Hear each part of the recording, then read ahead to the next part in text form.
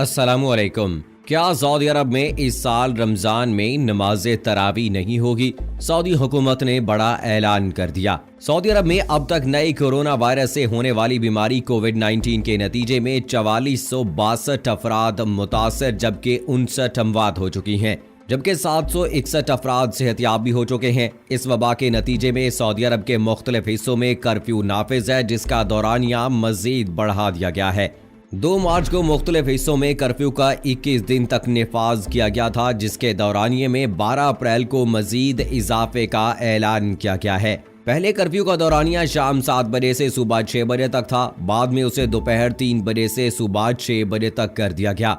मगर पिछले हफ्ते से बेशतर अहम शहरों में कर्फ्यू का दौरानिया 24 घंटे कर दिया गया था, क्योंकि लोगों की जानिब से समाजी फासले के इक़दामात को नजरअंदाज किया जा रहा था। जबकि 11 अप्रैल को कर्फ्यू के खिलाफ वर्जी पर गिरफ्तारियों का आगाज भी किया गया। कोरोना वायरस की वजह से पूरी दुनिया में हंगामी हालात देखने को मिल रहे हैं। मजहबी तकरीबात और इबादत पर भी कई तरह की पाबंदियां लग चुकी हैं। कोरोना से मुतासिर तकरीबन सभी ममालिक में मसाजिद में नमाजें बंद कर दी गई हैं, ताकि किसी भी तरह की भीड़ जमा ना हो, जिससे कोरोना इन्फेक्शन का खतरा बढ़े। इसी वजह से सऊदी वजारतुल हज ने गैर मुल्की ज़ायरीन के लिए रमज़ान के लिए उम्रा वीज़ा जारी न करने का फैसला किया है। नमाज तरावी में भी लाखों अफराद शरीक होते हैं। रोज़ाना की बुनियाद पर मक्का मुकरमा में बिलामूम और मस्जिद नबवी के अंदर और बाहर बिलखसूस अफ्तारियों के बड़े पैमाने पर एहतमाम होते हैं। इसी तरह हज़ारों अफराद हरमैन शरीफैन में एतकाफ भी करते हैं। सारे अमल में हज़ारों अफराद एक साथ बैठते हैं। कोरोना की एहतियात में इसके बरक्स होता है, इसलिए संजीदगी से कोरोना की वबा के कंट्रोल के लिए रमज़ान, उम्रा, नमाज तरावी, एतकाफ, इफ्तारियों पर पाबंदी का फैसला सामने आया है।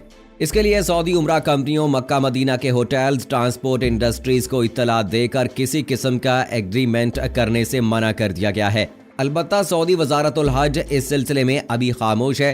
ताहम वजारतुल हज की जानिब से किसी भी वक्त बाज़ाब्ता ऐलान मुतवक्के है। सऊदी हुकूमत की जानिब से फैसला किया गया है कि रमज़ान मुबारक के दौरान तरावी की नमाज नहीं पढ़ी जाएगी। जब तक कोरोना वायरस खत्म नहीं हो जाता, तब तक बाजमात नमाजों से पाबंदी नहीं हटाई जाएगी।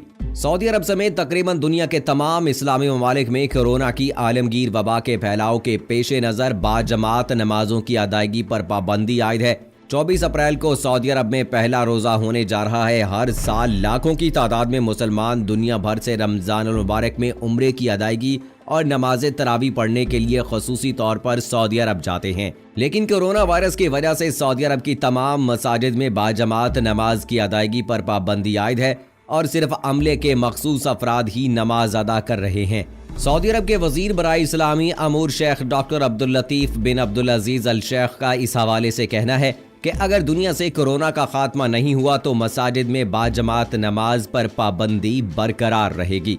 फर्ज नमाज ज्यादा जरूरी तरावी घर पर अदा करें। शेख डॉक्टर अब्दुल लतीफ ने अल्लाह से कोरोना की वबा से जल्द अज जल्द निजात दिलाने की दुआ करते हुए कहा कि फर्ज नमाजों की मसाजिद में अदायगी नमाज तरावी से ज्यादा जरूरी है। उन्होंने कहा कि जो लोग मसाजिद में इज्तिमा की सूरत में या घरों पर तरावी अदा करेंगे, अल्लाह रब्बुल इज़्ज़त तमाम लोगों की इबादत को कबूल फरमाए। सऊदी वजीर बराए इस्लामी अमूर ने कोरोना वबा की रोकथाम के लिए कमेटी बराए शरिया साइंस के क़याम की तजवीज़ भी दी और आवाम से अपील की कि वो बाकी खात्मे के लिए अल्लाह पर यकीन रखें और हुकूमत की जानिब से दी गई हिदायत पर अमल करें। शेख डॉक्टर अब्दुल लतीफ ने कहा कि कोरोना वायरस के हवाले से सोशल मीडिया पर खबरें गलत अंदाज में पेश करने के शवाहिद पर हुक्काम ने इस हवाले से खबरें सोशल मीडिया पर शेयर करने पर मुकम्मल पाबंदी आयद कर दी है।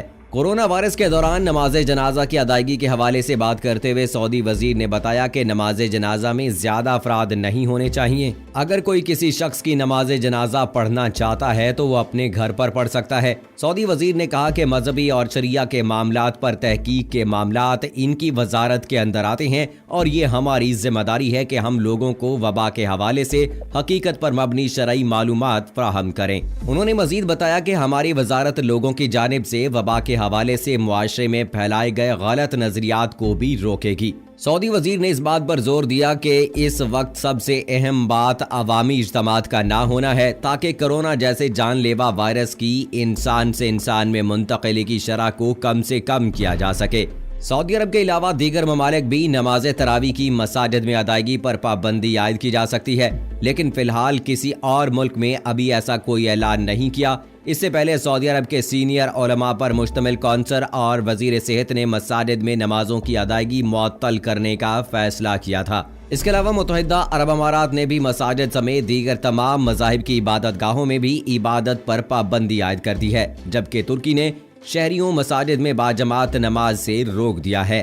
مکہ میں قائم رابطہ عالم اسلام کے سیکریٹری جنرل محمد علیسہ نے منگل کو سعودی نشریاتی ادارے آل عربیہ کو بتایا کہ یہ پابندی اسلامی شریعت کے اصول و فروغ کے تحت ایک مذہبی فریضہ ہے۔ ہر شخص یہ جانتا ہے کہ کرونا وائرس کی وبا سے نمٹنے کے لیے احتیاطی تدابیر اختیار کرنے کی ضرورت ہے۔ اس ضمن میں اجتماعات کو بھی روکنے کی ضرورت ہے۔ انہوں نے کہا تھا کہ اسلامی شریعت میں لوگوں کو یہ تک ہدایت کی گئی ہے کہ اگر ان کے منہ سے یعنی پیاز وغیرہ کھانے کی بدبو آ رہی ہے تو وہ جماعت کی نماز میں شریک ہونے سے گریز کریں۔ کسی مہلک وائرس کا شکار ہونے کا معاملہ تو اس سے بھی بڑا ہے۔ اس کے بارے میں تو ہر کسی کو خبردار کیا گیا ہے اور اس میں کسی کو استثناء نہیں ہے۔ ہم جو پہلے یہ مساجد میں نماز پڑھنے سے محروم ہو گئے، اب تراویح پر پابندی بھی سامنے آ گئی اور ہمارے لیے یہی اس وائرس کا سب سے بڑا نقصان ہے۔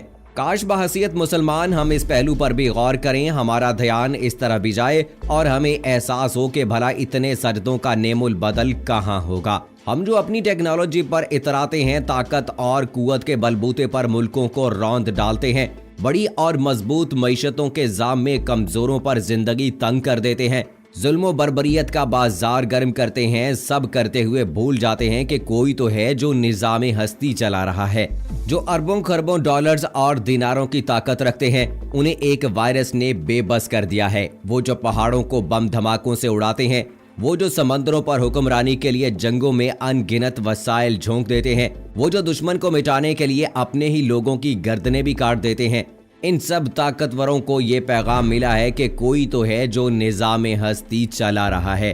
یہ عالمی وبا کن فیکون کے حکم کی محتاج ہے۔ خالق کائنات ہمیں معاف فرما دے۔ مصائب اور تکالیف سے نجات کا سب سے بڑا ذریعہ نماز ہے۔ سجدے ہی مشکل وقت سے نکالتے ہیں اور ہماری بدقسمتی ہے کہ ہم ان سے بھی محروم ہو رہے ہیں۔ اللہ ہمیں مساجد میں دوبارہ قیام، رکوع و سجود کی اجازت عطا فرما دے، یہ بندش ختم فرما دے، یہ تکلیف دور کر دے، اللہ ہمیں معاف فرما دے۔ دوستو، امت مسلمہ کے لیے موجودہ صورتحال جو ہے وہ بڑی پریشان کن ہے، کیونکہ رمضان کا مہینہ جو ہے یہ بڑی برکتوں اور فضیلتوں والا مہینہ ہے۔ تمام مسلمان لوگ اس میں روزوں کا اہتمام کرتے ہیں، عبادت کا اہتمام کرتے ہیں۔ اللہ تعالیٰ نے مسلمانوں کے لیے اس میں بہت بڑے انعام و اکرامات رکھے ہیں۔ اللہ تعالیٰ نے مسلمانوں کے ساتھ وعدہ کیا ہے کہ روزہ میرے لیے ہے اور اس کی جزا بھی میں خود ہی دوں گا، اور روزے جس طرح سے پہلی قوموں پر فرض کیے گئے اسی طرح تم پر فرض کیے گئے، تاکہ تم اللہ کی اتباع کرو، تاکہ تم تقوی حاصل کر سکو۔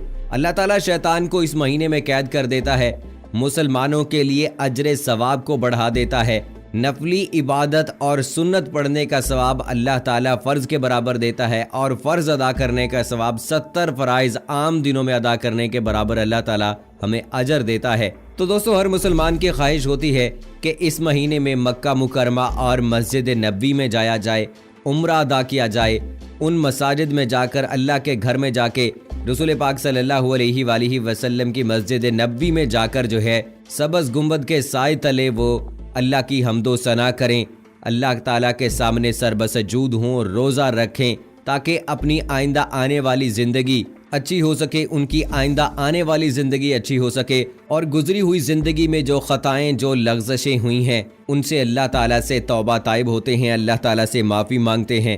یہ وقت ہوتا ہے انسان کا پورے سال کی عبادت کرنے کا۔ ویسے تو عام دنوں میں بھی انسان کو کوشش کرنی چاہیے ہر پل، ہر ممکن، کہ جس طرح سے اس کا وقت پہلے گزرتا ہے اس ماہ میں اسی طرح سے گزرے، زیادہ اہتمام کریں، اور جس طرح سے اس ماہ میں عام زندگی گزارتے ہیں آپ، باقی پورے 11 مہینے سال کے جو ہیں انہی طور طریقوں کو اپنا کر گزاریں تو سارے معاملات ہی ٹھیک ہو جائیں، کیونکہ اللہ تعالیٰ نے ہمیں اس دنیا میں جس مقصد کے لیے بھیجا ہے، اگر اس مقصد کو پورا نہ کیا تو ہمارا دنیا میں آنے کا کوئی فائدہ نہیں ہے۔ افراتفری کے اس دور میں بھائی بھائی کا نہیں ہے، بھائی بھائی کے گردنیں اڑا رہا ہے، اپنے قریبی اپنے پیارے چھوڑے چلے جا رہے ہیں۔ یہاں پر ہمیں یہ سوچنے کی ضرورت ہے کہ ہمیں اللہ تعالیٰ کے بتائے ہوئے طریقوں کے مطابق زندگی گزار کر ہی کامیابی مل سکتی ہے، اپنے پیاروں کے ساتھ اچھے اخلاق کے ساتھ زندگی گزار کے ہی کامیابی ملتی ہے۔ تو اس ماہ کے اندر، اس مبارک ماہ کے اندر اپنی تمام غلطیوں اور لغزشوں کی اللہ تعالیٰ سے معافی مانگیے۔ اللہ تعالیٰ ہمیں حقوق اللہ تو معاف کر سکتا ہے، لیکن حقوق العباد کا ہمیں بہت زیادہ خیال رکھنا ہے، کیونکہ جب تک وہ انسان، وہ شخص ہمیں معاف نہیں کرتا ہے، اللہ بھی ہمیں معاف نہیں کرے گا۔ تو زندگی اور موت کا کچھ پتہ نہیں ہے، کچھ پتہ نہیں کہ کس وقت کہاں زندگی کی شام ہو جائے، اس لیے ہمیں حقوق العباد کا بھی خیال رکھنا چاہیے۔ اس میں تمام رشتہ دار، تعلق واسطے والے لوگ، ہمسایہ، تو سب لوگ اس میں شامل ہوتے ہیں، تو ان کے حقوق بھی ادا کیجیے، کیونکہ اگر آپ سے کوئی شخص اس دنیا میں ناراض ہوتا ہے تو اللہ بھی ناراض ہو جاتا ہے۔ تو ہم دوستو کسی کی ناراضگی کے متحمل نہیں ہو سکتے، اور جو اس وقت کی موجودہ صورتحال ہے اس کو پیش نظر رکھتے ہوئے ہمیں حکومتی اقدامات پر عمل کرنا ہے۔ جس طرح سے حکومت ہمیں کہتی ہے ان پر عمل کر کے اپنی اور اپنے پیاروں کی زندگیوں کو بھی بچانا ہے۔ تو اللہ سے دعا ہے دوستوں کہ اللہ ہماری اس وبا سے جان چھڑوا دے، آمین ثم آمین۔ اسی کے ساتھ دوستوں مجھے اجازت دیجیے گا، فی امان اللہ۔